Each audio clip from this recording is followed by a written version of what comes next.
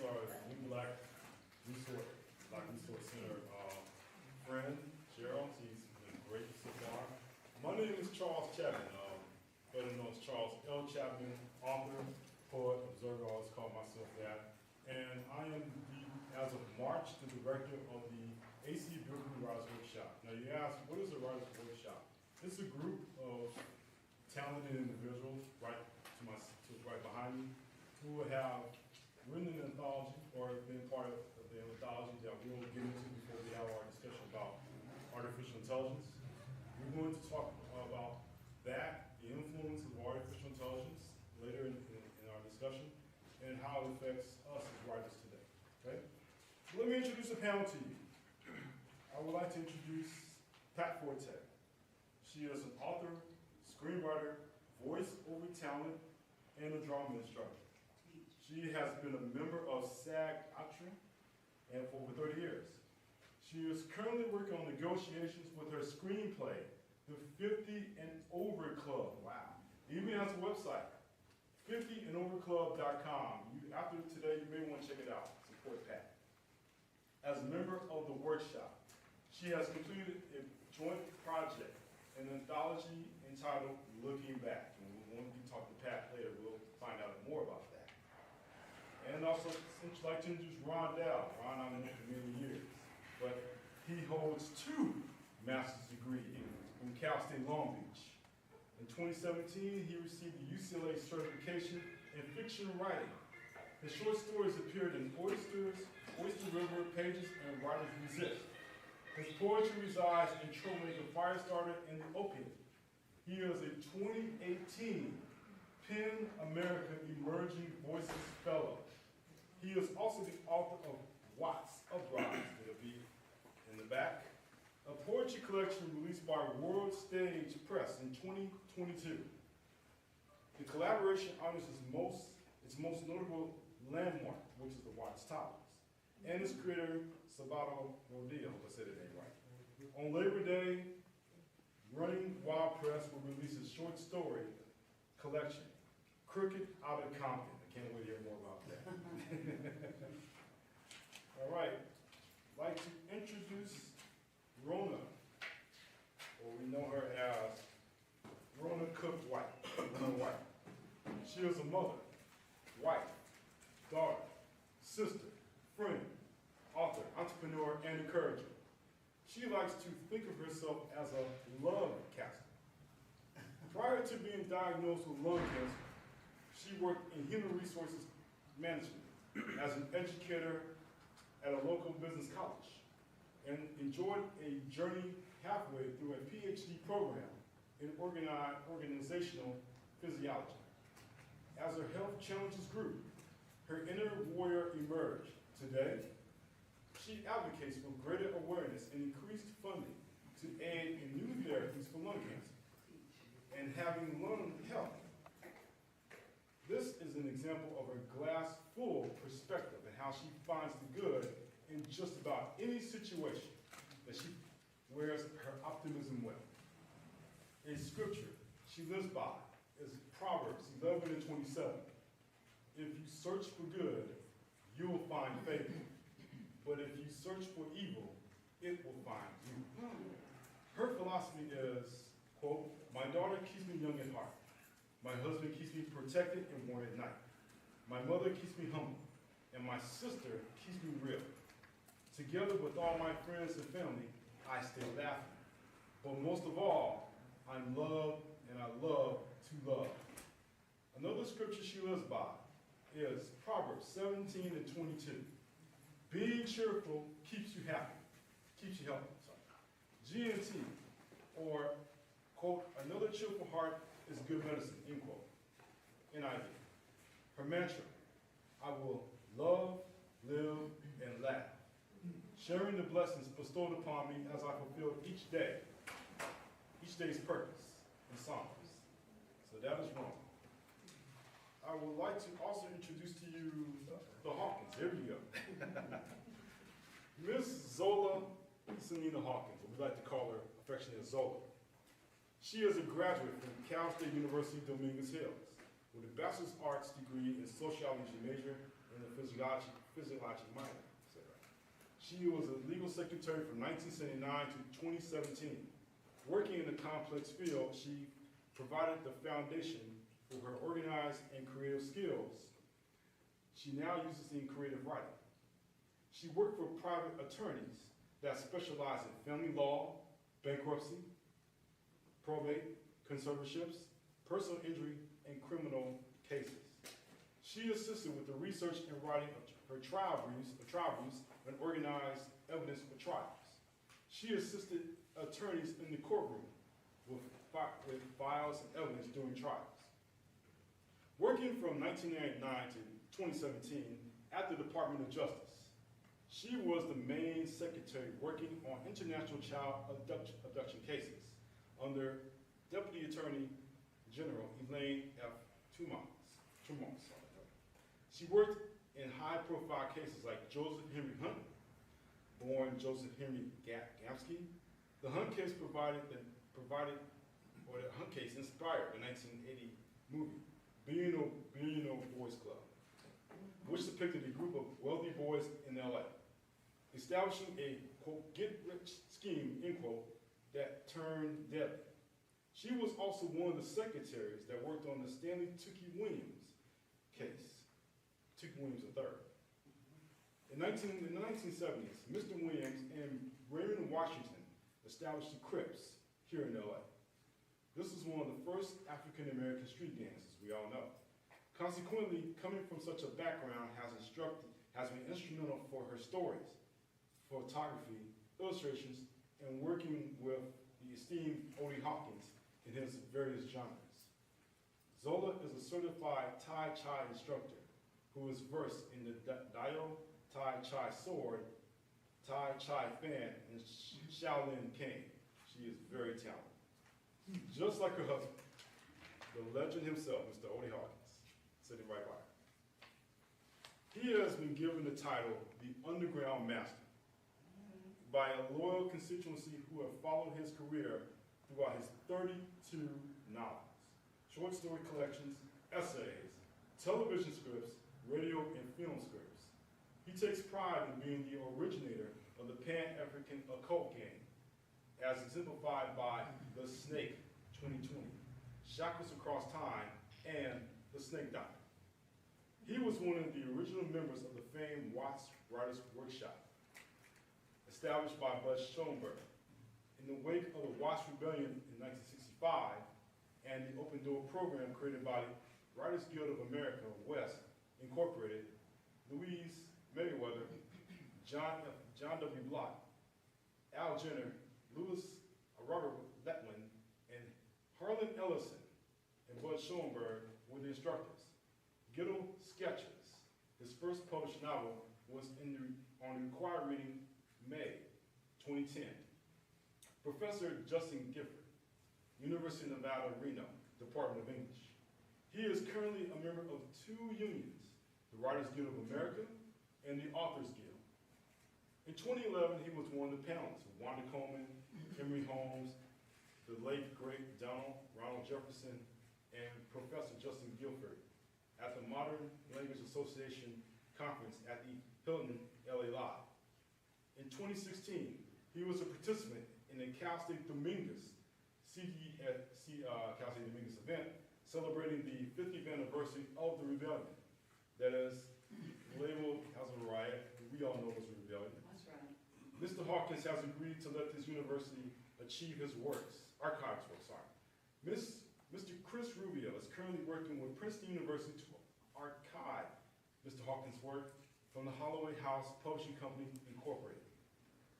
Odie has also published books of social science fiction, Lady Bliss with co-author Ralph Vernon. He is the author of the second science fiction novel, Mr. Bonobo Bliss, a.k.a. Bo. His latest novel is Quatroon, Balls, and Bright Moments, was dropped February of this year and can be purchased on Amazon and other internet platforms. He is trained in various martial arts, including capoeira, thank you, and is certainly a certified Tai Chi instructor. And as for myself, briefly, I'm just an author who's taught various workshops here at AC Bilbrew for 13 years. Glad to be back with these fine folks, being a director. And without that, I would like to get started with the anthology that you folks published. And we're talking about each of your stories. Okay. I would like to talk about that. So I have 3 questions I'm going to ask you. And after, nothing to be long, just enough time for our main discussion about artificial intelligence. But this is a way to introduce each one of you to you, but outside the bio. So I'll start with you, Pat. Okay, this is a challenge to the writing community, the rise of artificial intelligence, all this, right? This is it, reading about the anthology. So, what was your anthology in the AC Bilbrew Writers Workshop? What was it? The name of my chapter? The name of your chapter. Oh, my chapter was called Looking Back. Okay, that's right. Okay, so what was your reason why you wrote this? Well, I wanted people to know what it was like to be black in 1940 in California, Texas and California, what life was like in 1940, 45. Right, okay. That was the reason. And what do you think that readers will gain from the experience?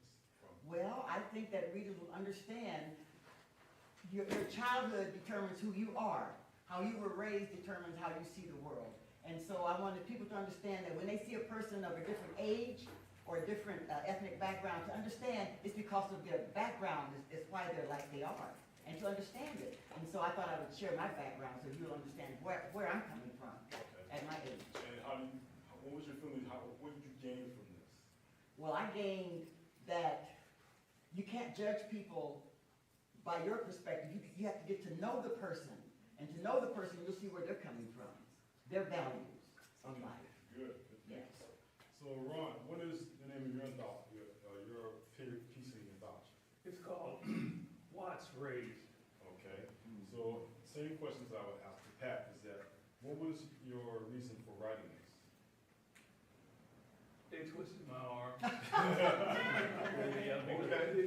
If it was up to me, I probably wouldn't have written this because I was in the mode of writing poetry and fiction at the time. But so I was glad I did it because it's now going to be the start of a memoir. Okay. What do you think that the reader will gain from this?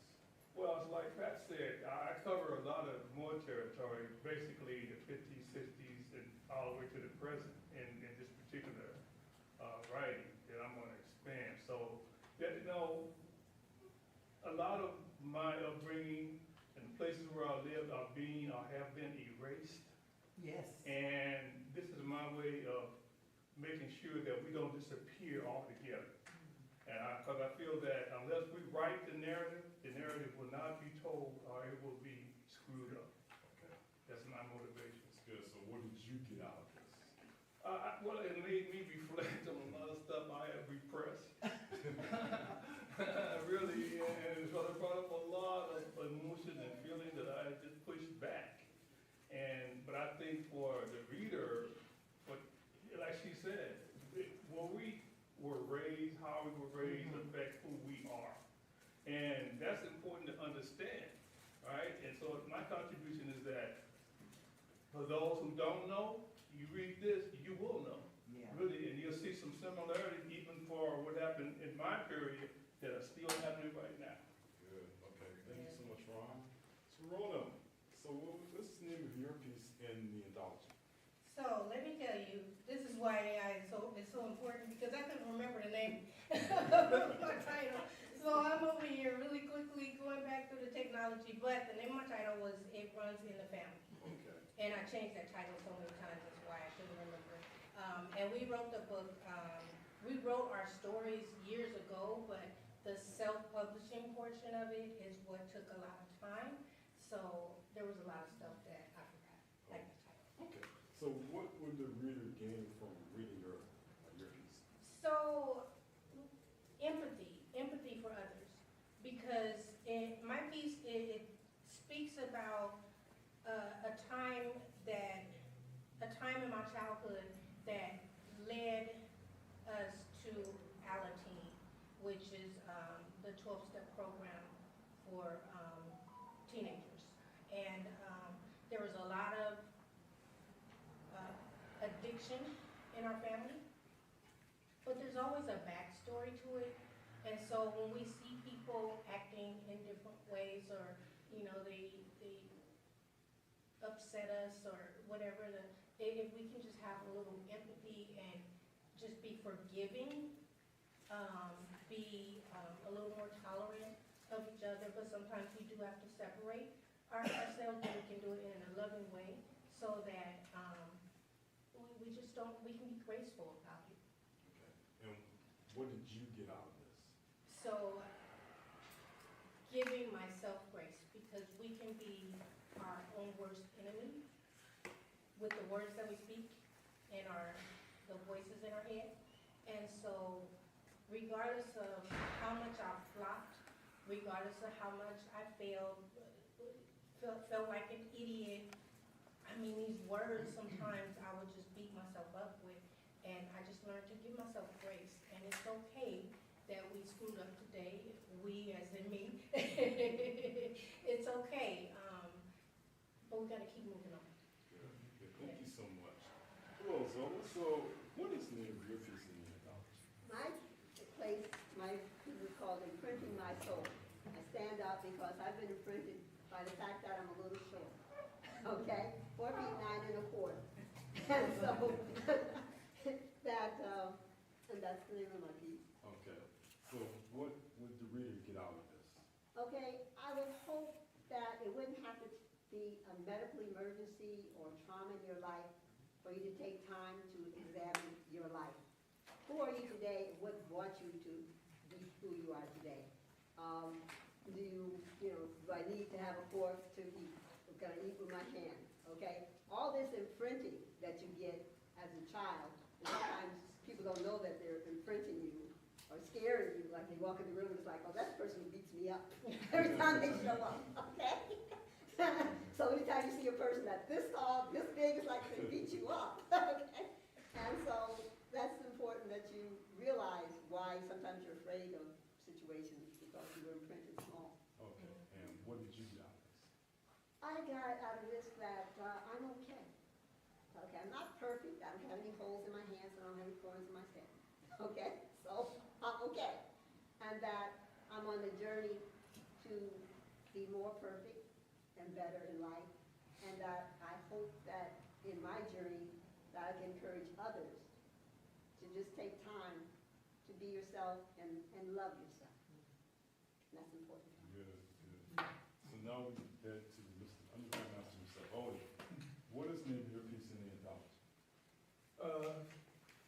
I can tell you about it all by holding up this book. And the lady's name is Dr. Margaret Burroughs, and she's responsible for me being here. She was my high school teacher, and at the age of 15, I was on my way to the penitentiary because I was doing all of the things at the time that would eventually lead to that. She grabbed me by the collar and said, you don't have to go to jail. You could become a writer. It would never occur to me. Up to that time, I was just simply a superb liar. And that's what most of the fiction writers are, superb liars. She opened doors for me. The name of the piece I'm calling is My Savior, Dr. Margaret Burroughs. I was 15, like I said, and I had no real ambition other than to make money. She made me a professional writer, and I'll let you look at the way the story was formed within the anthology. I started out being a professional writer by writing love letters, love notes for people in my high school class who couldn't write. At the time, it was a much more romantic time, and if you wanted to hit on a young lady, you had to write her a note. And some people in my, that's the way it was then. Okay. I started off small. I would write an ordinary for $1, an extraordinary for $2, an exotic for $3, and an outrageous for $4. With all due respect, there are no kids in the house. If you wanted to get the panties, come to Odie in order to get the note that you need. I see you laughing. If you wanted to get, you came to Odie for the note that you need. I was guaranteed if it didn't happen, I'd give you your money back. When Dr. Burroughs caught me writing an outrageous, she said, okay, take all of the dirty words out and it would be a nice piece of writing. So it stemmed from that day to this, and I'm forever grateful to her. Okay. I think you answered all three of my questions. Good job, Lou. That's why you're the master. I thought I covered a lot of ground right You there. did, you did. So, everyone's stories is an example why AI can never copy the experiences that they went through or they shared in their lives. And this is what our discussion is going to be about today, about the influence of AI in our writing community and how it affects each one of us. So, the first question, now we're going to the general question, and to our Facebook Live family, thank you so much for joining us. We want to make sure that everyone understands that AI is the big thing now. Artificial intelligence is affecting our writing community. So what I'd like to ask is the first question. Anyone can then jump in the question I'm about to ask. Is that what are your thoughts on artificial intelligence entering our space? Well, Go ahead, Dad. I got this from Ron Dowell. It's been around a long time, since 1950. Who knew? Ron uses it, and I use it for Grammarly, spell check, and I didn't even know it. I didn't even know it was Alexa and Siri. Yeah. That's just artificial intelligence. Who knew? Yeah. And so, but I think as a writer, I know it helps us with our tone, with our sentence structure, maybe our outlining, but in the back of my, I'm for it, but in the back of my mind it's always, it's making us lazy. It's making our muscle less strong, I think, as writers, but maybe not. But maybe I'm not looking at it in the right perspective. I'm not sure. And artificial intelligence. I know it, and it answers you really quick. I know it goes on patterns and stuff, and AI will tell you, I think they said it here, AI likes to do, AI does not have a conscience, nor does it have any self-awareness.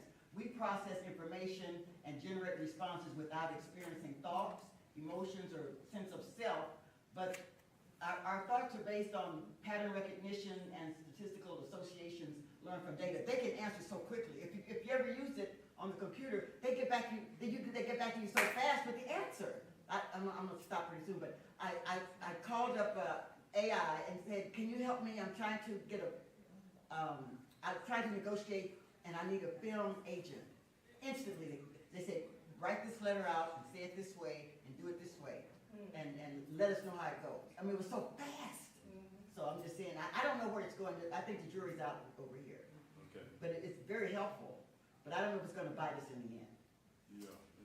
It's Don't know. it's controversial for a reason because it's And they're unpredictable. Yeah. Anyone else in the panel have a thought about AI invading our space? I'd like to say, first off, I'm not anti-AI. I have at least 4 books that have a character in the book who uses AI to do what she has to do. The thing that I'm looking at as a member of the Writers Guild, of the Screenwriters Guild, and the Authors Guild, as you know, this past year we had a strike. And one of the major reasons why for the strike was the use of AI-generated characters and AI-generated scripts. If you write for a living and you depend on AI, you can't register what AI has helped you do. So that short-circuits the writer. In addition to that, it creates lazy writers. I hate to put it like that, but if you can come up with, okay, here's the story. This black guy is married to this white woman, and his friend tells him that his old lady is cheating on him. And the brother, winds up killing the woman. He's strangling her. The story is pitched to a producer who says, okay, I like that, get out of here. For those who've been paying attention, you know that's the central part of Shakespeare's Othello. The only thing the producer has to do is feed this particular bare outline into the technology, and it will regurgitate within a couple of minutes a full script with all the elements in it, plus everything else he needs to make the money that he wants to make. The biggest complaint I have against it, I think, is that it might create a sense of cultural suicide or maybe cultural oppression for those of us who want to write from our own particular cultural bottoms. If you are, to give you an example, I have a character named Rufus. Rufus says what it is, what it is. The technology says to me, no, that's incorrect grammar. It has to be, what is it? So no, I'm saying, he doesn't say what is it. He says what it is, and what it is indicates much.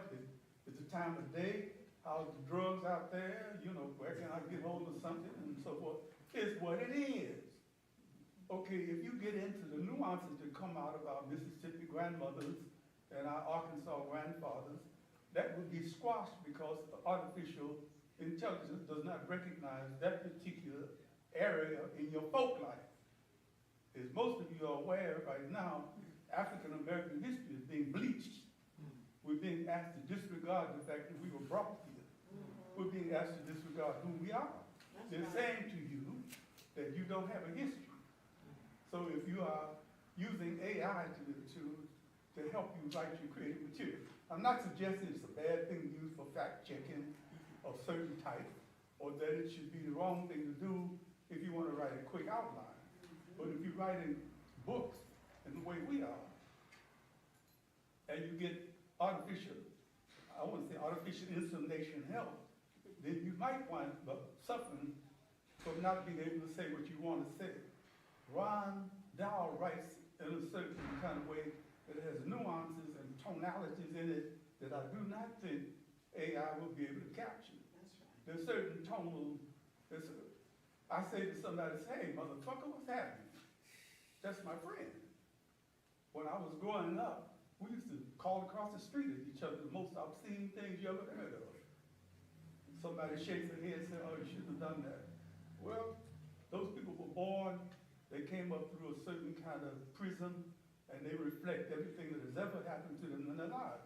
AI cannot capture the nuances of all of that, and it's one of the reasons why the writers went on strike this past year. Yeah, that was, let me read something from CNBC to what Odie was saying. This is, I think, an agreement from the Writers Guild of America. The Writers Guild Agreement, WGA agreement, established that AI cannot be used to undermine a writer's credit or used as a means to reduce a writer's compensation. The contract does, however, leave room for studios to train AI using pre-existing material in the WGA's original May proposal, which triggered the strike that he's talking about, which would have disallowed studios from using materials to train AI outright. So, Odie, what you're saying is that past material, like back in the 1970s, Iceberg Slim and all the rest, that would be totally erased by AI. Is that correct? As far as I can tell, right at this point, yeah. Okay. Anyone else, Ron? Yeah, or you could co-opt it. Let me make sure we all talking about the same thing. And I'm gonna read what the definition of artificial intelligence is. The ability of a computer or other machine to perform actions thought to require intelligence. Among these actions are logical deduction and inference, creativity, the ability to make decisions based on past experience or insufficient conflicting information, and the ability to understand spoken language. Right there tells you a lot of, particularly this part about creativity. But what my experience has been with AI, and I do use it, it's like, it cannot, like Odie mentioned, pick up the nuances. I could write about Jordan Downs, and I do write a lot. And I've already plugged that into AI. And there's very little in AI about Jordan Downs or Palm public housing. So what AI does, since it's looking to be more intelligent, it looks around for everything.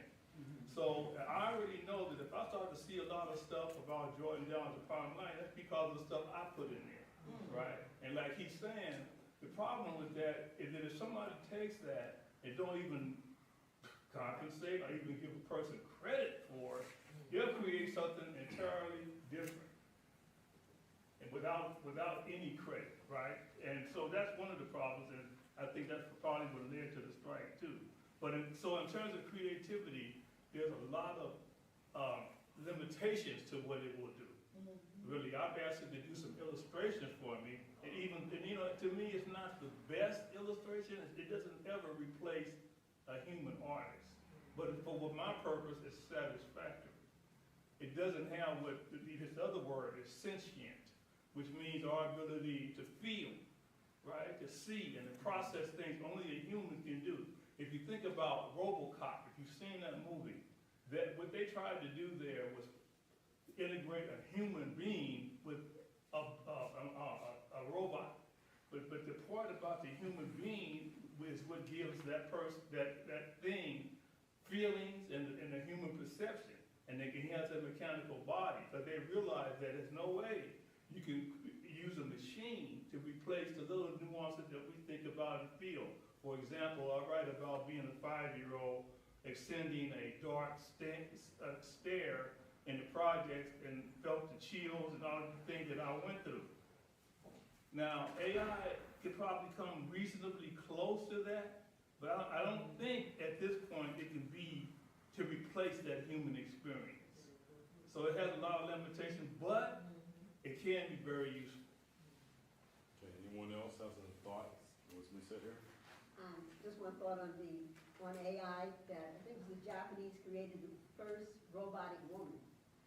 And she suddenly wanted to know if she could have a baby. And the scientists were like, wait. We didn't program you to want a baby, okay? And so they're saying they have to re-examine her programming because this was not part of the programming. And 60 Minutes had a thing on AI, and some of the scientists who created AI said, we don't know quite when we created. Okay, we got a problem here. So they let the genie out of the box, and heaven help us. Where's the front door? Okay, thank you. Yeah, anybody want to say anything else? I'll just add that, next to Japan and India, they already have a newscaster, AI newscaster. So we're at a point where AI is here. The fear is AI taking over, and we're trying to figure it out. And so we have to be mindful of it across genres, because you can look at the newscaster and say, okay, but that's not us writers. We can look at the audiobooks. They're taking over with the audiobooks. They're no longer using the author's voices. So it's just a matter of time before it actually, they're writing all the books for us. And like everyone is saying here, the content, we don't want to lose our culture. We see it happen in so many times, in so many ways over decades. You look at hip hop and how that was the black community. But now when you say hip hop, it's not necessarily black, because it's been, everyone has absorbed it and they've taken it and changed it in different ways. You know, it's still us. And so when we look at our writing, it's the same concept. We want to make sure that our voices are heard and that AI is not doing everything for us. And if we start off by being lazy and allowing AI to do the writing, then that's what's going to happen eventually, and that speaks to the genocide that Odie was mentioning. Good point. Yeah. I was gonna say, has anybody in the audience used AI? These students, okay. Oh, would anybody like to, before you guys comment, this young man from Long Beach State told me that he was really doing poorly in school, but he went to AI and he started doing his essays using AI. Yeah. And then he said, all you gotta do, Pat, is just change a little few of the words, and then it's your document. And so he said his grades have really gone up. So, young lady right here in the front row, tell me about your AI experience. I've just been using it for writing. Look louder. I've been using it for writing here and there, like to reword things. So, do you give it, you use it for essays? Creative writing. Creative writing. Creative writing. Like if I don't like a certain, Certain word. for more suggestions. Like if I want to convey like anger, like there's different ways to show like subtle anger, like their eyes, their mouth, their Body hands. language, whatever. Yeah, stuff like that. Just small things like that. So do you give credit to AI? Everybody's not giving credit.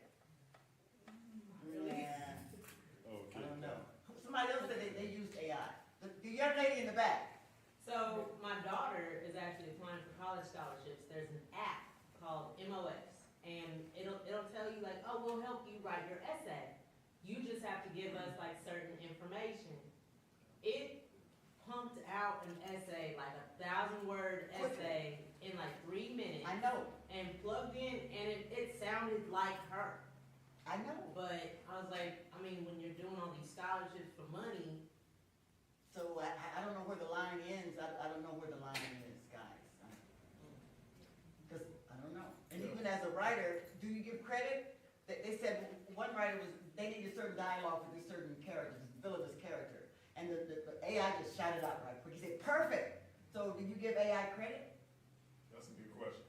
That's a very good question. No. I'm well, gonna because is it considered plagiarism? I know, Exactly. I know. Well, I submit a lot of stuff for publication, and one of the things they're saying now, if you've got any association with AI, we likely will not accept it, and we want you to tell us. Now, I've That's asked, the honor system. That's the honor system. well, absolutely, I've asked it to create a poem, and it did create a poem. Only thing I noticed about AI, it knows the rules, right? So that's where it leaves out the nuances. If you leave out something about sensory perception or something, it'll tell you that, right? But if it's creating a poem, it may not necessarily do that. So I don't use it to create, I will use it to critique. For example, in our workshops, that's what we do. We read each other's writing and we give each other feedback. Now, in the absence of that, I use this thing to critique. And it will do that. It will tell you, but based on the basic rules of poetry, that's all it can do, what you're maybe leaving out. And so it's up to me to put it in.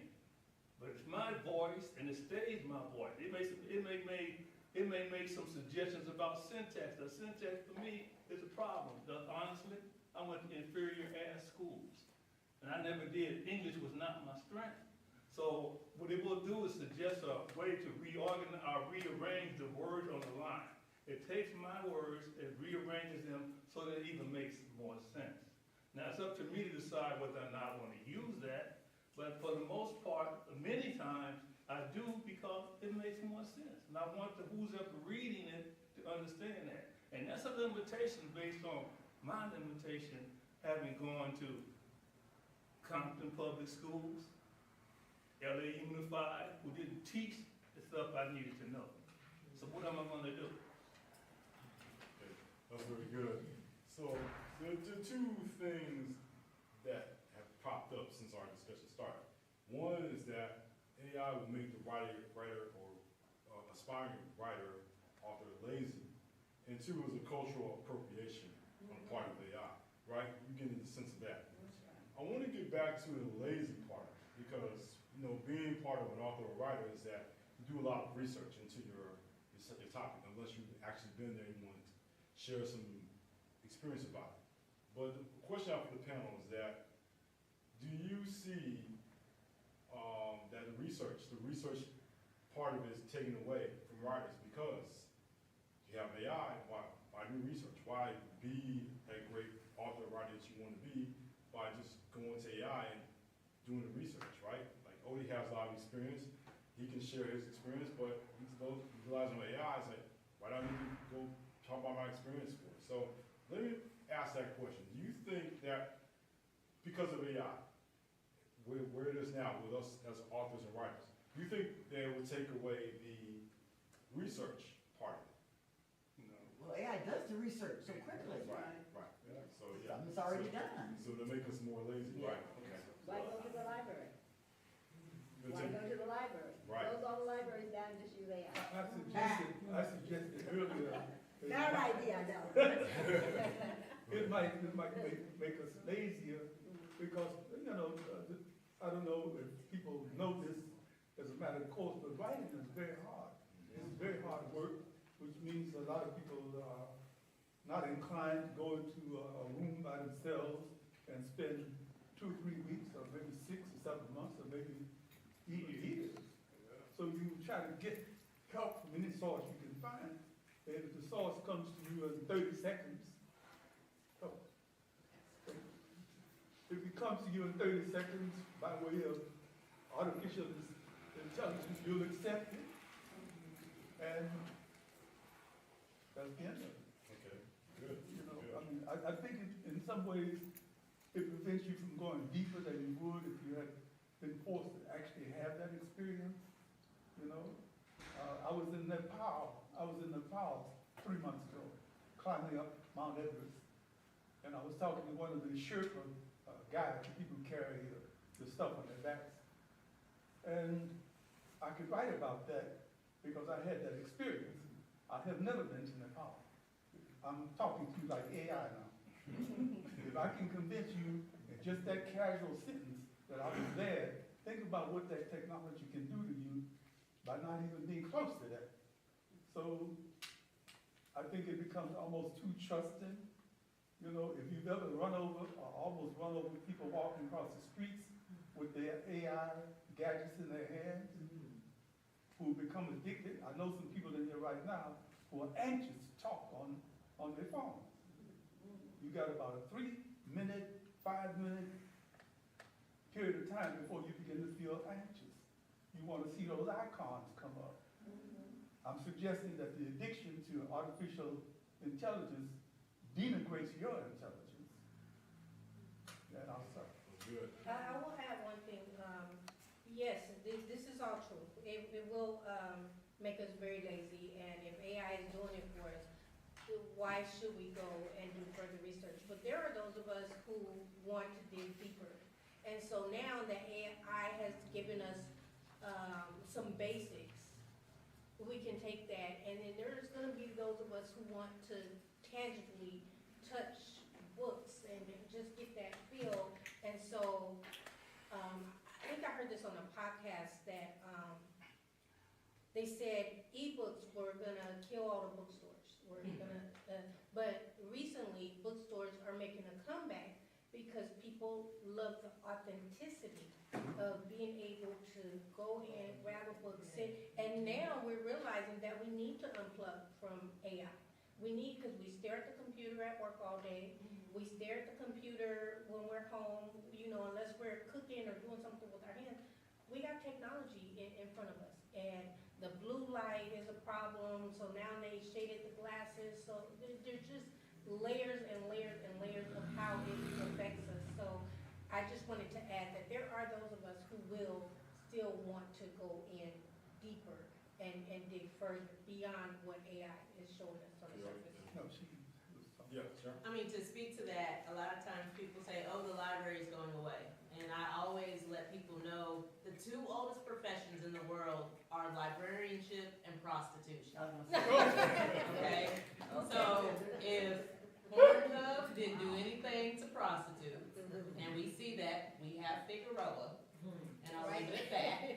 You know, Google has nothing on a human. And during the pandemic, when everything shut down, guess what stayed open? Libraries. And like what you were saying with bookstores, people come, and it may not even just be for their interaction with books, but they know that there's a human in here that they can interact with. I'll add to that. There's no, I always tell people, they always ask me, there's no substitute for good writing. And to do good writing, you got to put in the work, right? There might be some shortcuts, there's no substitute for libraries. But I'll say this, having earned master's degrees, I spent a lot of time in libraries. I had to go to Long Beach, back and forth to the library, spend hours and hours. With AI, I don't have to make as many rounds. I do a lot of research, but that's what I do, the research. And so that it's helpful that I can do that where I am. So it is positive for me in that respect, but then again, it can only take you so far. Everything in libraries is not on AI yet. They haven't found a lot of stuff, so you still may have to go. But I do use it for research. Okay. I just want you to know that these books, we're giving away these books. We're gonna do a trivia later on, but I want you to know these books are yours. Just pick out the one you want and answer the question. You got it. Now let's continue. We'll definitely get to this section of Ralph in a minute, but I want to just ask the authors here on stage is that where do you see your works, your own personal works with AI right now in about 10 to 15 years? Where do you see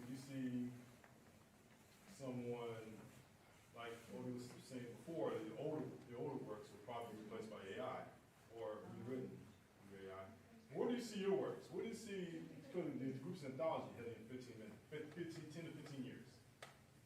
I have no idea. I think, I'm working on a pandemic story, and I think, plot, you know, I think I'm gonna rely on AI for some plot stuff, I'm not sure, but I think so. Okay. Anybody else? Say. I know it's, No, no, Not- because I've got crazy I don't enough know. imagination without AI helping me. right. Okay. Melody? I'll be better known. I've had a very interesting kind of career, and once again, I owe to Dr. Burrow. And she was always explaining to me, it's not important to be famous, it's important to be very well, be a great writer, be a good writer.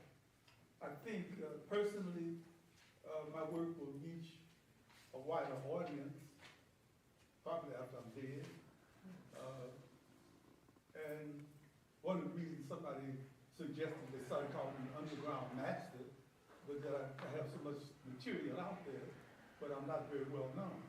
Well, you know, that's the way it happens sometimes. I think it will become better known because the technology will, you know, right now, we have 2 or 3 great fan clubs in Italy. You know, guy named Mezzaconetti is always talking, you know, when you write the next book, so that'll happen. Okay. The reason why I asked that question is because, I'm going to give you some background. I used to be the executive director of the LA Black Book Expo. And I think everybody on the panel knows I was the executive director of this event that happened for about 7 years. There had a lot of authors, a lot of the local authors come and want to promote their works and also share the books and sell their books. And I think we have a great authors community here in LA. I mean, the people in the workshop, the makers of the workshop can tell you, and they can show you this right now. But most of what's being said today, and I'm going to say this to another question, is that with so many authors out there, so many authors in our community, and people, even when I do workshops, actual workshop lectures here in the library years ago, there were a lot of people that would come to become authors. A lot of people want to know how to become an author. And now that AI is part of our community, let me ask you this question. Do you feel, and I think this would be an answer, I think everybody have the same answer. Do you feel that people who have not yet written that first book, that want to write that first book, when they see AI as a way out to get that first book out? Heck, yeah. It would make it a lot easier. So as an author, Yeah. someone who's been there doing the work, doing the research, how would you feel that someone took that easy route to the freeway and you're still struggling in traffic? Well, I'm gonna say this. I feel like, again, it's here. And we know it's gonna happen, so we have to figure out the best way to utilize it for our advantage. And for me, my weakness is outlining. I've dumped my information into AI and, whoa, this is wonderful. I had to tweak it some things because it may have put a little extra or it didn't quite get something right. But now I have an outline and I don't have to worry about spending 3, 5 days, maybe several weeks trying to go back and fix that outline. It's done and I can just focus on the writing part. That's big for me, but I have to admit, I'm still fearful because when I put something in, it goes back to plagiarism. You know, and granted, I'm not putting the outline out there, but I just don't want anything to come back and try to say, oh, but you used this, you don't get credit for it, because I put the information out there. So again, we have to figure out the best way to utilize it. We have to remain diligent with the changing laws behind it so that we know we're within the parameters of using AI so that it doesn't come back to bite us. When it's out there, once I've done my information and it created something for me, it's there. So I can tell it, I can say today, oh no, I didn't use AI. But is that gonna come back and bite me several years later? And so I think that's what authors have to look at when they say, oh, I'm gonna write this book, and they let AI do the writing for them. They may get away with it in the beginning, but it may come back and bite them later. Okay, anyone else? I had this conversation just this morning. A person called me up and said she's gonna write this book. And she looked at the subject matter and found there's not a lot of books. So what she did was plug in the AI and it gave her an outline for the book, right? And I'm thinking to myself, okay, as long as you don't go any further than that. Okay, but I can see the Yeah. temptation. And, to go to your question about this anthology, it should live in cyberspace forever. Really, I mean, that's for the benefit, like Odie said, you communicate all around the world with this tool, really, I mean, so there's a pros, and there's times about it. I'm gonna use it, and I'm just gonna do the best I can with it, really, Anybody else? It's a question on the floor. Yeah, Young go lady. ahead. Well, first of all, I want to say thank you so much. I'm really enjoying the conversation, and it's just very informative for me. I wanted to just say a few things about AI that I think is important for the group is that, first of all, it's always, like someone said, it's always been here. I remember we used to have to do mathematics, and this before they had a calculator. And you actually had to know what 12 times 12 was. You had to know all, you had to actually do it the long way. Yes. You couldn't just put it in there. And then, other things that you had mentioned, but I think the key in terms of for writing, it's the quality of the writing that's going to determine how deep AI is going to take a stronghold. In the 60s, when we were very prolific in our writing then, when you had Monty Evans, when you had Gwendolyn Brooks, when you had Toni Morrison, they were all writing from human experiences. And I don't think that artificial intelligence can do that. You see what I'm saying? You can't write a story like Alice Walker's talking about, that we have social parenting in the community, and when you knew it got dark, you had to get your butt home, because what you doing out here? Ain't no more playing, you go home. Artificial intelligence can't write with the type of depth that an author who has experienced it, or who's struggling for freedom, and justice, and sharing, and caring. Artificial intelligence won't be able to do that, so I think we need to demystify it, and not make it seem like here comes another technology. I was reading an article, they said you don't have to be a sociologist to know that when they created AI, they weren't creating it for us, the masses. They were trying to make some money off of it. They're trying to eliminate some jobs. They're trying to make it seem as though you don't have a voice. And so I think the biggest thing that we can do in order to, and I'm not talking against technology. Of course, like I was telling one gentleman here, if I go to my doctor's office and a robot comes in a white coat and asks me, what brought me here today? I don't know. I think I may have to I'm going to go home and cure myself. But I'm just thinking that technology has been very good to us in terms of making medical procedures easier and things like that. But at the same time, you can't look at it like it's just like a god. Because it used to be the time they said, you got to have a personal computer. If you don't have a personal computer, you're finished. But then you needed some data to put in that computer, or it wasn't even functional. So in terms of AI, if we just remember that our goal as African people, as third world people, is freedom, justice, equality, sharing, familyhood, and those are kind of like the areas that we focus in. I don't think AI can do anything to that. I don't think you can touch that, because it's a black experience, it's a brown experience that no one can write on unless you've lived it. What's your name? I'm Malaika. Malika? That day when you walk into the doctor's office, it's gonna come before while you still here. Oh, well, that's when I'll turn around and say, let me do my own surgery, okay? I'm gonna look it up on the computer and go home and cut myself. That's good. It's good that we're talking about AI, but it's good that we're talking about this. But really, the one issue that the WGA and other writer organizations have is that compensation. We had a group discussion about this not too long ago. And we want to talk about compensation a little bit, because I want to know your thoughts after thinking about it for the 2 weeks we had that conversation. Is that, what are your thoughts about that for the author now, especially the AI starting to come in our space? Compensation for us, authors.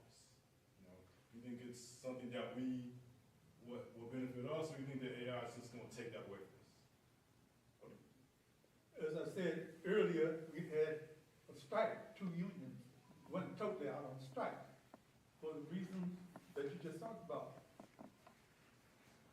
artificial intelligence has no sense of money, has no bills to pay. So, you don't have to worry about this captive technology that you're using for your own benefit, unless you are a producer with a nice situation going on. You can use that technology to make your money. The person who's creating the material is very likely not to make any money, because the creation of it will be attributed to artificial intelligence. So we could wind up, like a lot of writers realize, a lot of people couldn't pay their mortgage last year. They couldn't do the things they were ordinarily able to do because they weren't being paid any money while they weren't being paid very much money while they were on strike. And they realized they could make no money at all if AI could do. It's like going to the grocery store. We had this happen. And I always go to the checkout counter. This young lady said, "No, you can go check it out yourself." I said, "No. If I go over here, you're gonna lose your job." She said, "No, I won't. We're taking care of that." That store downsized. She disappeared. And we went to another market, and she was back behind the counter as a cashier. And we talked about it, and she said, "Well, I didn't think about losing my job. If you got a piece of machine, if you have a machine that's gonna take your place, you're gonna lose your job. It's as simple as that. You lose your job." Yeah, So you got the machine preparing the hamburgers right now. Well, you see it at McDonald's, you gotta order at the kiosk. yeah, Yeah. yeah. They just raised the wage for everybody, $15 cents, so. But anyone else has a thought about compensation now? Well, you know, our history is filled with time people have stolen our stuff. I mean, we don't keep cut, so it's just an ongoing problem. I mean, everything that we created, which is most of the things called art and culturally, right? Somebody else already takes it and run with it anyway. So it's something that we need to remain vigilant about and just try to control it as best we can. But it seems like it's like people are waiting for us to create something so they can steal it. I mean, so you got to just try to be on top of it. Really. Oh, yeah. Yeah, that's the young lady back there. Yes. Like, to piggyback off of that thought that you just said, do you think that because other individuals who may not be as melanated, their pockets are now being touched, do you think that that's now why there's an issue with AI? Like, if it was just our communities that were being impacted, do you think this would even be a conversation? No. No, no, No. no. Question. I think we all know the answer to that. Just wanted to put it out I there. know, but it's good, that's good, so. There's another hand right there. Okay, yes. I wanted to ask, based on your statement about compensation, I work in the technology industry, and I have reservations about using AI, but with respect to compensation, I think there's more opportunity now maybe because of some of the technology, for people to be able to self-publish. And so when you say compensation, then that way, all the money's coming to you. That's true, yeah. Mr. Everybody on the panel? Oh, I just wanted, because you mentioned self-published, I just wanted to mention that we actually self-published our ebook on the library website for free. Again, AI at its best. But I definitely wanted to plug that. There are some restrictions. You can only do an ebook. So when you're looking at printing, you're moving out and finding print websites. You have to do, of course, your own marketing and such. Whereas when you have publishers, they can do that kind of stuff for you. But absolutely, self-publishing, I think it's the way to go today because, like you said, you can keep it. You can keep 100%. You put the money in where you need it, and you get your returns. Okay, anyone else want to address that? I have a question. Yes. I'd like to know the result of the strike. What was the outcome of it? The writers Guild strike? What was the outcome? Sophronia, I can't hear you. What was the outcome of the strike? The Writers Guild and Yes. the screenwriters achieved some better circumstances, but the matter hasn't been resolved yet. Because it's still, right now, as we speak, they're in litigation about how acceptable AI-generated writing should be. It's just up in the air. I mean, the agreement is, I think, ends in 2026 or 2025. So it's like, they've got an agreement, but they may be striking again in another 2 years because, things change. I also heard that they were doing it, like they were revisiting it every 6 months. Yes, So yes. that it didn't give AI the chance to get ahead and take over in the situation.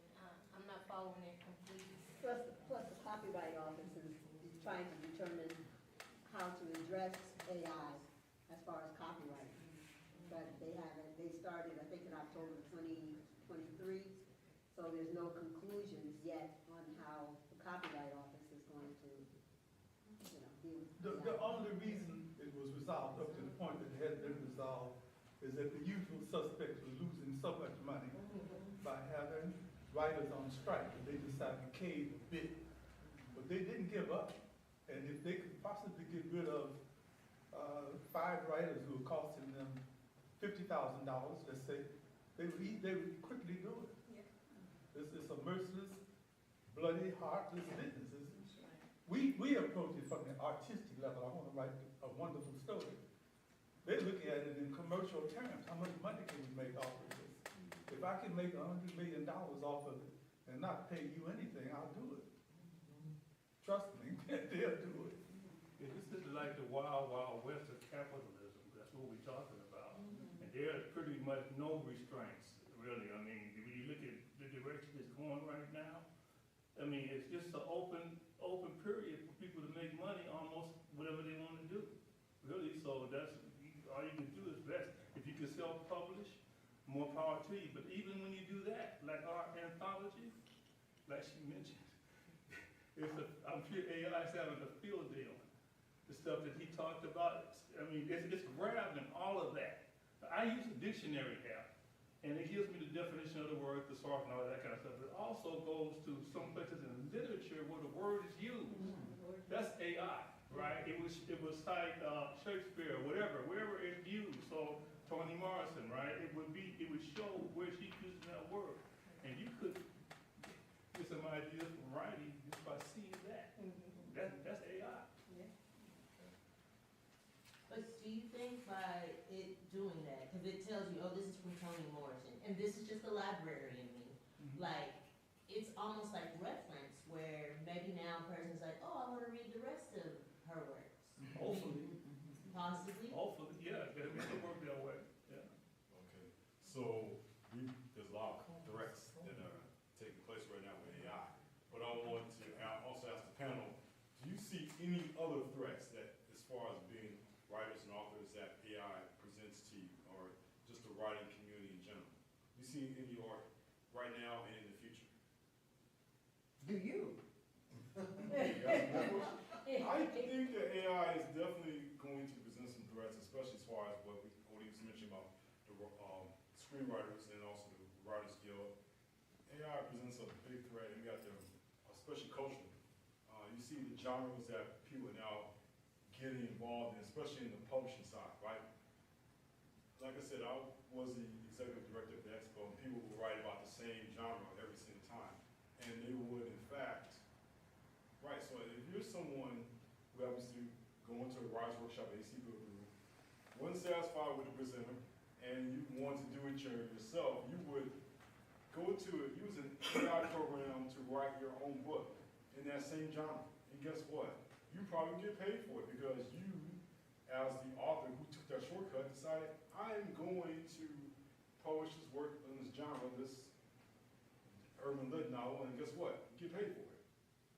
So that's something that I would see, because I have a sense that would happen in the community today, but I would just say that, like Ron, I think you probably suggested, people like authenticity, right?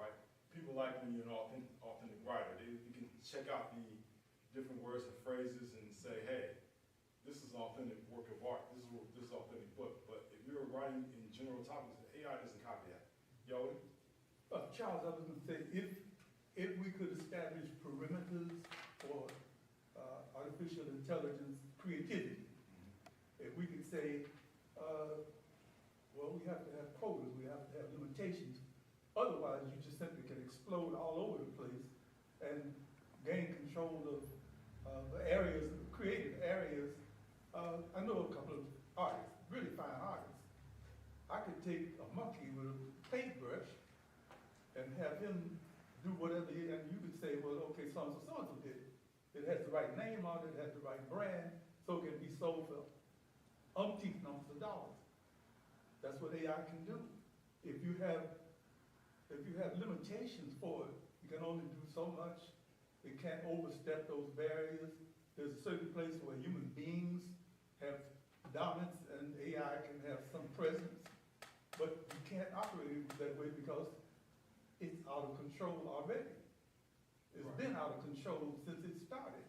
Nobody knows where the thing goes. Exactly. That's what Ron was saying earlier. It's a wild, wild west right now because AI is just so open and it's affecting so many genres. There you go. And you as a screenwriter too, you know like that. Yeah.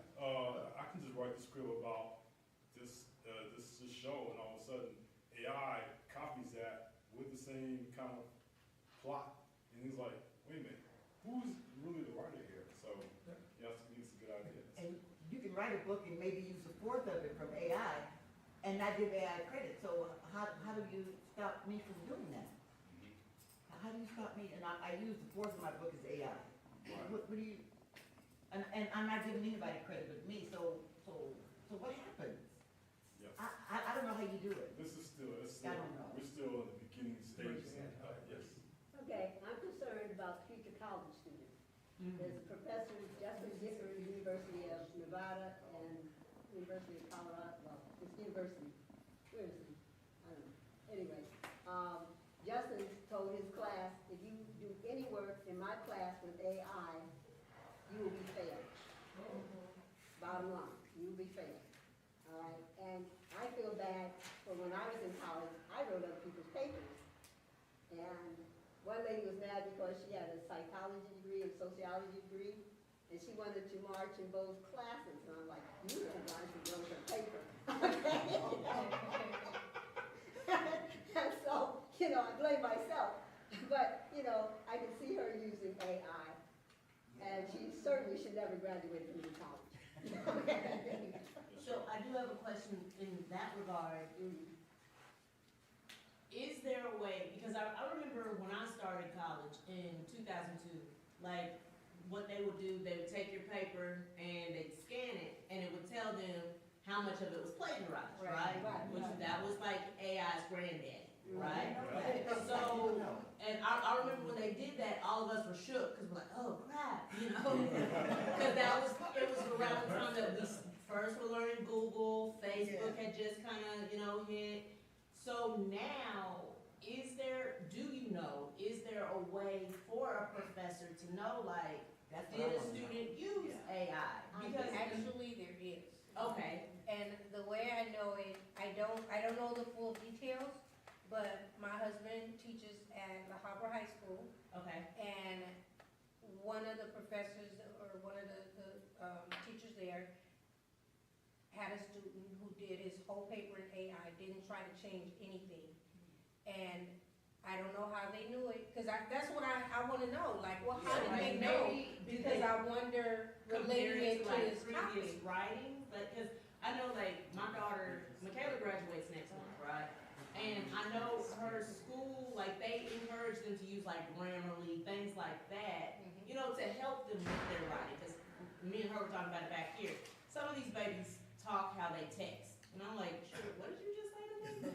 But, when you're moving into like the college sphere, like, I tell her, I was like, I know you, and yeah, you'll be a great lawyer, but some of your friends, I wouldn't want them to be my doctor, because that's an AI degree. You don't know where my liver is, but, is there a way for us to make I'm nervous because I feel we're diluting their education, right? As a geek, I'm excited because it's like, hey, technology, woohoo! But where's the balance? And our kiddos don't know balance, and professors are overworked and underpaid. So how do we ensure that they're getting actual work from kids? Well, when I was in Long Beach in the early 2000s, mid 2000s, the professor said they were using software to AI, I guess, to check on these paper people. They were able to determine plagiarism. Okay. Yeah. So But AI, the thing is, AI is not necessarily plagiarizing right? the information, and so I understand your question, I just don't know the answer to it. Well, but I'm wondering if AI can spot AI. You get what I'm saying? Yes, yes.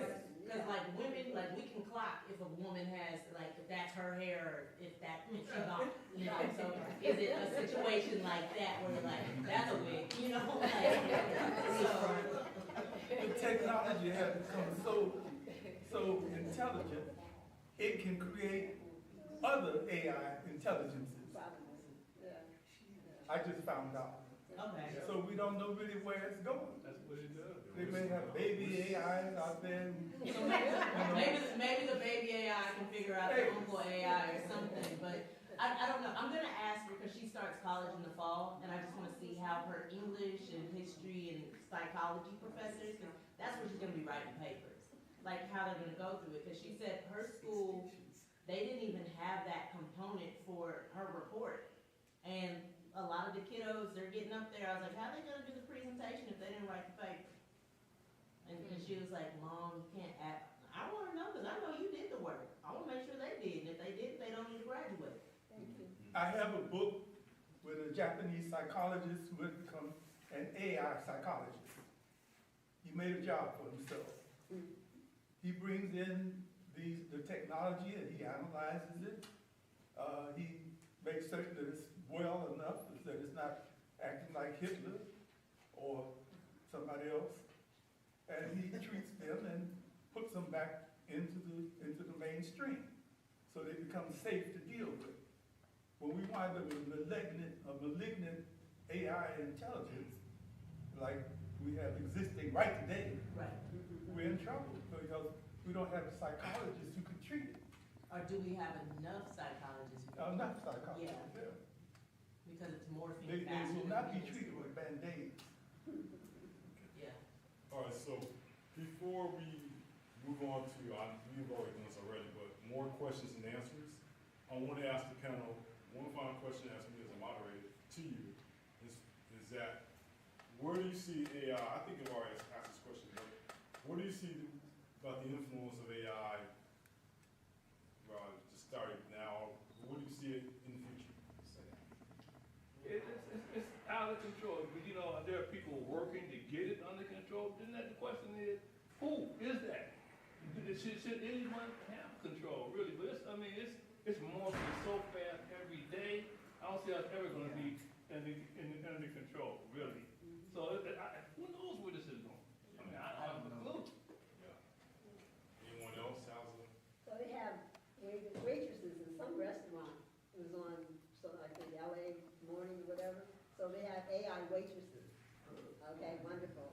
And I think it's in Japan, they have AI people to take care of the elderly. I just want to say AI people, AI robots to take care of the elderly. In West Hollywood, they have a little AI robot that delivers like That's what- DoorDash. Okay, there you go. I almost hit him the other day.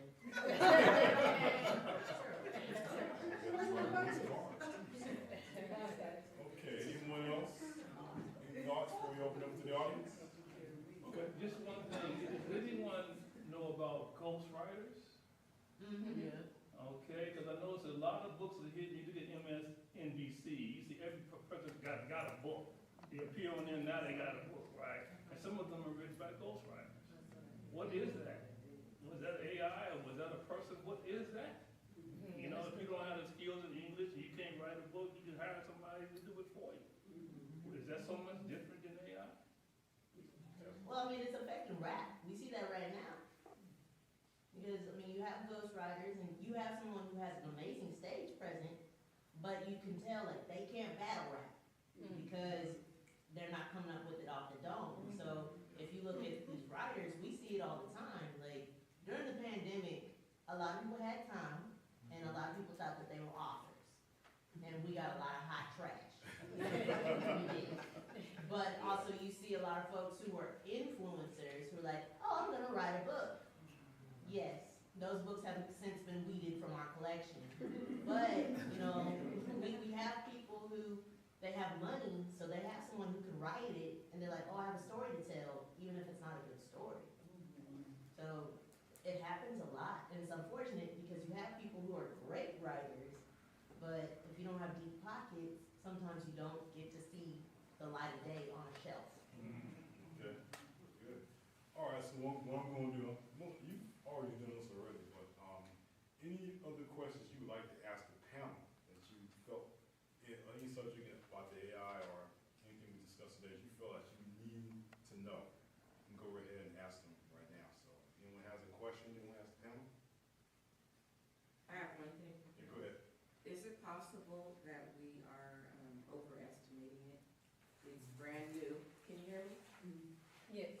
It's brand new, and it has limitations. Like I use it for illustrations, and I also create quizzes online. And at first, with the quizzes, it was great. All the answers were right. But now, over time, I have to check every single question I ask against Google to make sure that it doesn't give me the wrong answer and ruin my credibility. So how much of it is, as far as it being overestimated, are we allowing fear to grab us over it? Or do we have more control over it than we think? I know that was a lot, a mouthful, but if you can answer the question. I think of it like, you know, when you're lost, you go to your phone to give you directions, okay? That it's a good source, it can, but it also can direct you off the cliff.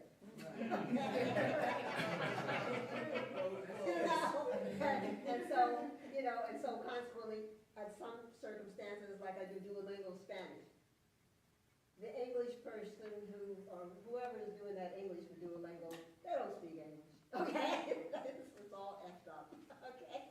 But that's the way the program is served, you know, so you don't pay for the program, you know, you get what you pay for, okay? And so with AI, you know, maybe if it's more advanced and you end up having to make a payment on it, it might be always perfect with the right answers. I question. But could I ask a question? What would happen if we came up with a black AI? Specifically, an African-American AI, not a black Samuel AI. L. Jackson, the voice? I say that. Yeah, but I mean, what would be the distinguishing features of that particular kind of intelligence? Maybe we could. Culture. Yeah, It would be our culture. culture. It would be our history, our culture. Okay. You know, and really history is at the base of all of this. So if you were talking about a black AI, I'm sorry, I should have been acknowledged by the moderator first, but I mean, I'm just so passionate about this. That unless you have something to write about that is specific to you and your people, whether it was your history a long time ago, whether it was the Holocaust of the African Holocaust of enslavement, whether it's segregation, whether it's the struggle in the 60s, if you don't have something specific to your story, then you know it's all mute. If you're going to write it's just like the difference between, and I go back to my reference here, abstract art versus art that makes you conscious, capable, and committed. Anybody can open up a paint can and spread some paint on a canvas. And that's, the artificial intelligence don't even have to define that. That's just, but if you're doing like a Charles White, and one hand's lifting up another, AI can't take away the experiences that you have. If you're just writing in abstract terms, AI got you. But if you have something to write about that's going to leave a legacy for your children, for your people, even your own story. Like, I forget which one of the people, the sister said, she's writing about how life was in the 40s and the 50s. Nobody knows that but someone who's lived it. You know, they can talk about the World War II and it was over with and the Japanese internment and stuff, but who's gonna tell our story? And so that's where we have the, you know, you look at AI and you say, okay, it's a tool, just like the computer's a tool. But demystify it. Don't make it seem like it's just coming and you're not ready. I just wanted to say, please don't make a black AI. We give away too much of our stuff as it is. And who's gonna own it is not gonna be us. Just like, and that's who's gonna get the money. It's not gonna be us. It's just like everybody talked about, you've heard Tubi, right? All these black shows are on Tubi, all these black movies. Who owns Tubi? Rupert Murdoch. He getting all our money. Well, maybe we can do like a diet black AI. Because think about, like, if you Google something that deals with our health, it's not through a black lens, you know? Because they'll be like, oh, collard greens are so unhealthy. And it's like, what? You supposed to eat leafy greens. Well, I know, they already do that with watermelon. Yeah. It's like, please. Right.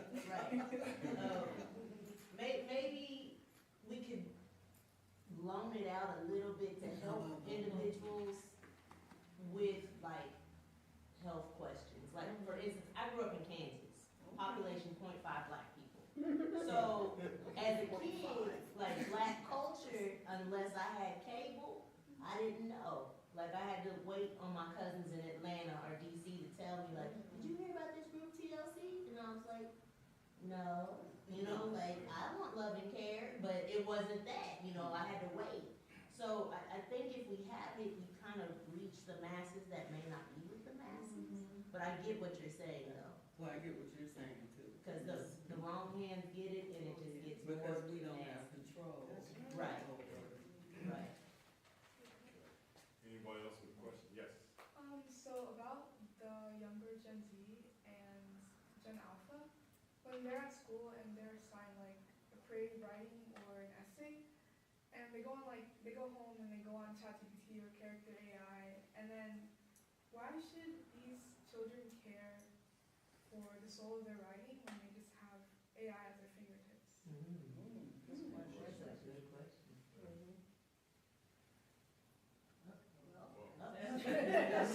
Why? You're right. Well, I would venture that your writing, maybe today, if you're in high school, you need an A on your paper, doesn't mean shit. But 10 years later, or when you have children, part of all of that shouldn't be AI generated. They should be able to know your experiences. Like I work with an attorney whose mother was in Auschwitz,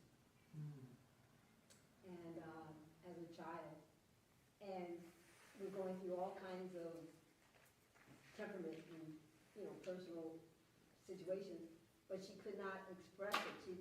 The childhood had traumatized her so, and her daughter would say, "I wish she could write about it, okay, so that I know what mommy's going through." All right, and if you get used to expressing yourself for you, not through technology, you get to better know yourself. And you don't need to pay a psychiatrist $250 a month. Because, I remember when I was going through a divorce, and the psychiatrist said, family counselor said, "I wish all my patients understood what they were going through like you do. We'll set us another appointment next month." Okay? I'm like, no. I know what I need. I need to walk away and find another life, not have another appointment. Yes.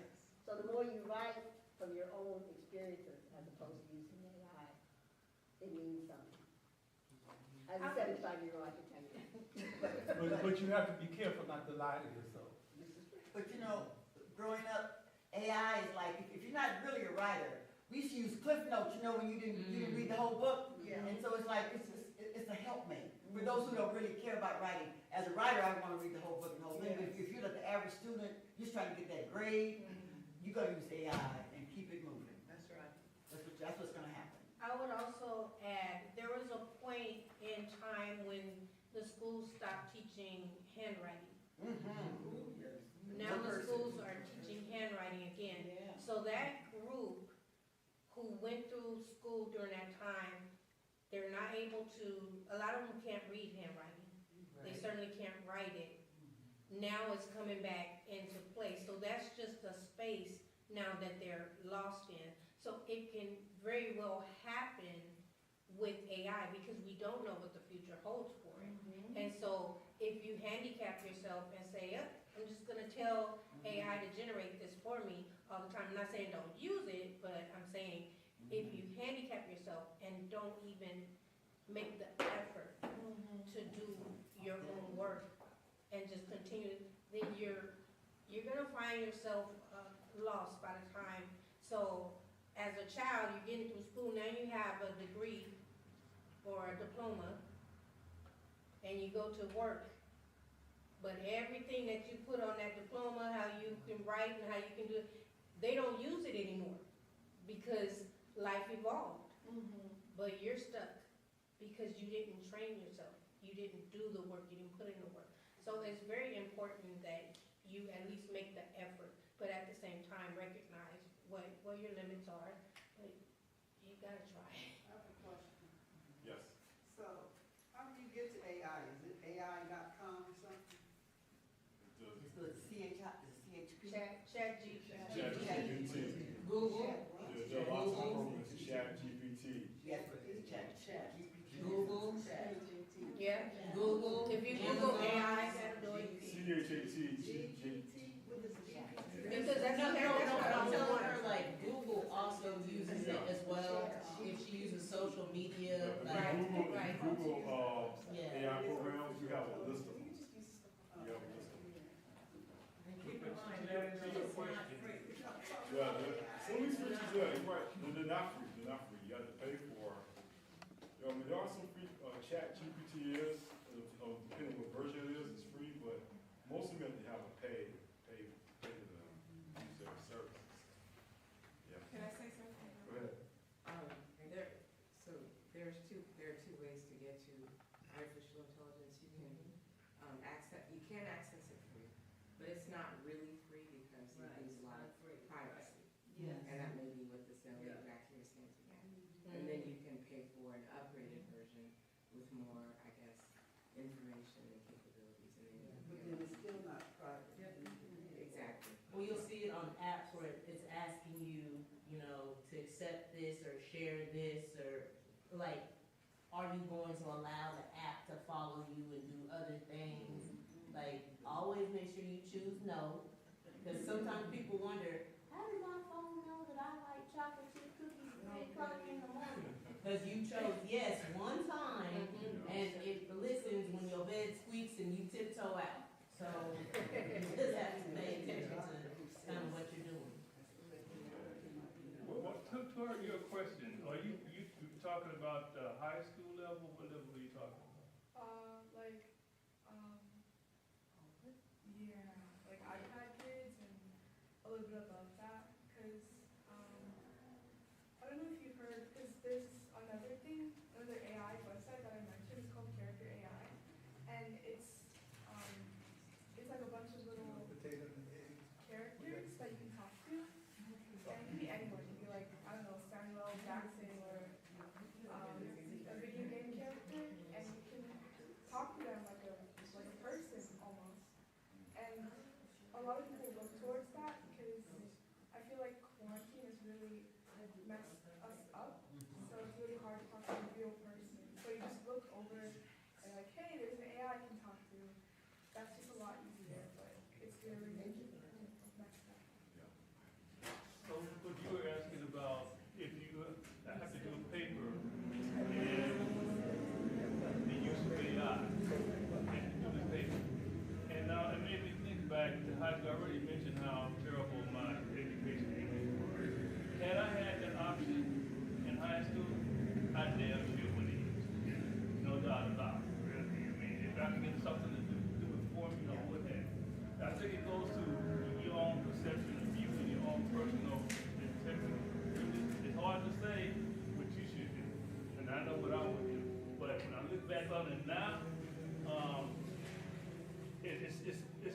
like that, it's a handicap, but then you never really learn anything. You picking up on the machine to do it for you, right? You kind of defeat the purpose of even going to school if you do that yourself. Really? Really. But I could tell you guys got a hell of a choice to make here, you know, hell of an environment. I don't know really how to answer the question. Really, at this point, it is a tough situation.